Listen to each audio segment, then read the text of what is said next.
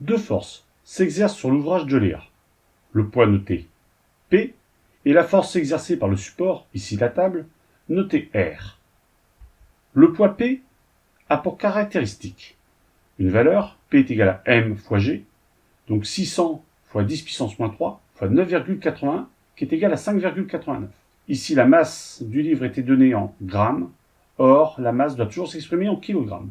Donc on a transformé les grammes en kilogrammes en multipliant par 10 puissance moins 3. Une direction, verticale, un sens, du haut vers le bas.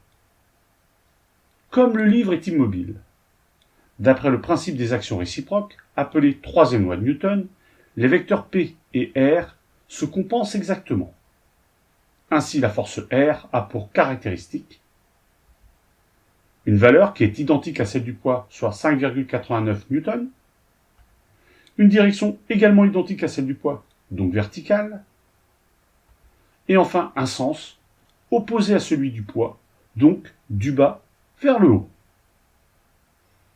On va donc réaliser un tableau de proportionnalité pour trouver la longueur du vecteur représentant le poids et la réaction du support sur le schéma. L'échelle nous donne que pour une valeur de 2 newtons, cela représente 1 cm sur le schéma. Or, notre force ici a une valeur de 5,89 newtons. Donc 5,89 fois 1 divisé par 2 nous donne une valeur de 2,9. On en déduit que le poids et la réaction du support seront représentés par un vecteur de 2,9 cm sur le schéma.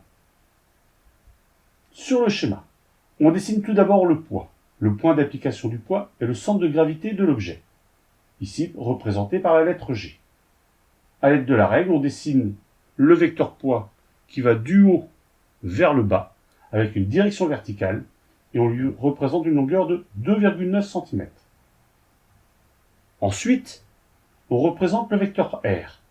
Son point d'application au vecteur R se trouve au niveau du contact entre le livre et la table.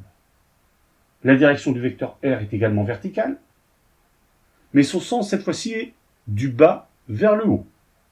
Et on lui fait également une longueur de 2,9 cm pour représenter la force de 5,89 newtons.